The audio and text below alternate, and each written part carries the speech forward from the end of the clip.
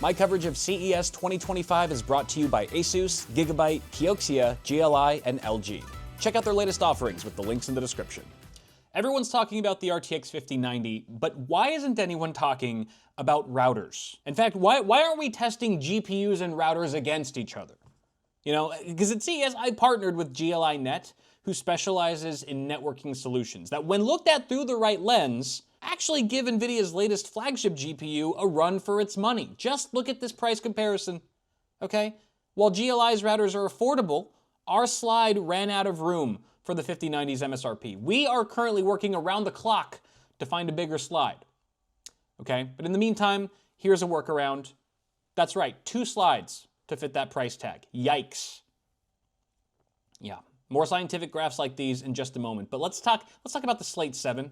Shall we? It's a dual band Wi-Fi 7 travel router. Mind blown. Why a travel router? I don't know. You travel? Yeah. You like internet? Yeah. Combine the two. What's not to like? It gives you your own discrete Wi-Fi network. Who doesn't like that? Who doesn't like security? Who doesn't like privacy? Please.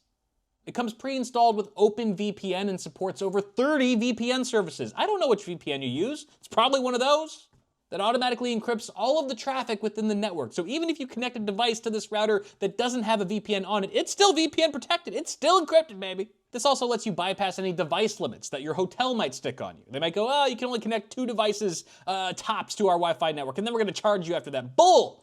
Connect the Wi-Fi router, and then you connect your devices to that. So the hotel's only seeing 1 device popping up. Haha, gotcha! Not gonna sucker me into paying. Better luck next time! This device is really compact. It has 2 antennae that flip up. It looks like little bunny ears. It's f***ing adorable.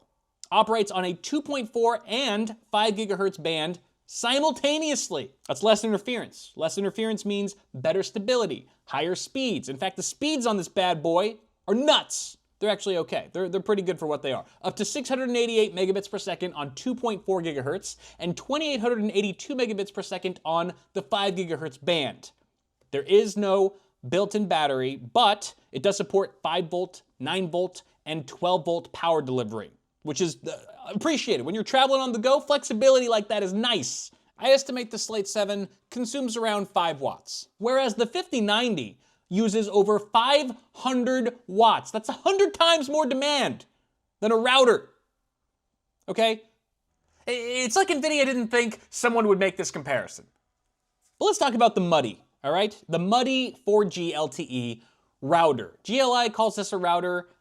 I think they're wrong. I think it's a hotspot. It looks like a hotspot to me. You know what they say, if it looks like a hotspot and tastes like a hotspot, it's probably a hotspot. I don't know why you're tasting a hotspot. Don't put it in your mouth, it's gross. But this gives you secure internet access. The same 30 VPN services supported OpenVPN, just like you saw on the Slate 7, but in a pocket-size form factor. The Wi-Fi speeds are around 300 megabits per second on the 2.4 gigahertz band and 433 megabits per second on the 5 gigahertz. It's got a built-in battery, 7,000 milliamp hours, should last you up to 8 hours of use. It also features a vSIM or virtual SIM. This is unlike a physical SIM card that you could break or lose. This is embedded straight into the device, and it's entirely software and cloud-based. This is gonna be great for remote work or vacations. It also comes with 10 gigs of data that you can use in the US for free when you buy it. If you're chasing top performance at home, look no further than the Flint 3, which is a tri-band Wi-Fi 7 router supporting 2.4, 5, and 6 gigahertz frequencies.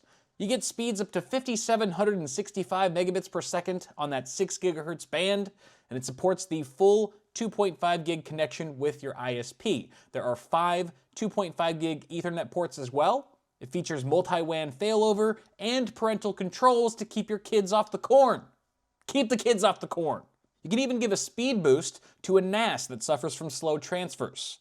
You just mount the NAS as a local disk on your PC, then 4 of the router's LAN ports can be combined to enable 5G transfer speeds between the NAS and the PC. Then you're hauling NAS. Sorry, one sec. The camera lens is a little smudged. I just gotta clean it with a Q-tip. Let me just get one from the bathroom really quick. And oh my God, bro, what's with all the toilet paper? And oh my God, that smell. That is rancid, bro. Oh my God, did you see all that toilet paper? What did you eat? What did you eat? And so much TP, dude. You know the 4090 was on single ply, right? It was way more efficient than you. And that power dump is not normal. Okay, you need to get that checked out.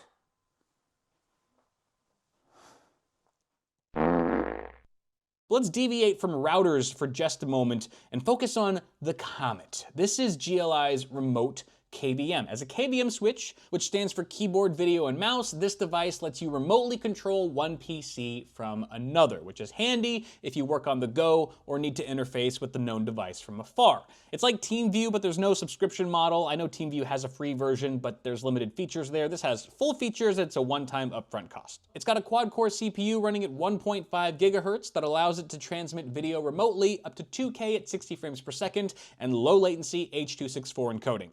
The RTX 5090 is no stranger to latency as well. In fact, you get a measurable dose of it with FrameGen, as AI tries tirelessly to predict your next moves. While it's hard to know which of these devices introduces more delay, only one is prone to latency-induced death. That's right. For competitive gamers, where every millisecond counts, the input lag of the 5090 with FrameGen enabled will cost millions of lives worldwide. In-game lives. But is an in-game life really less important than a real life? It is. It is much more less important. So before you buy an RTX 5090, ask yourself, do you want to live? Do you? Do you want to live, or are you ready to die? It's your choice.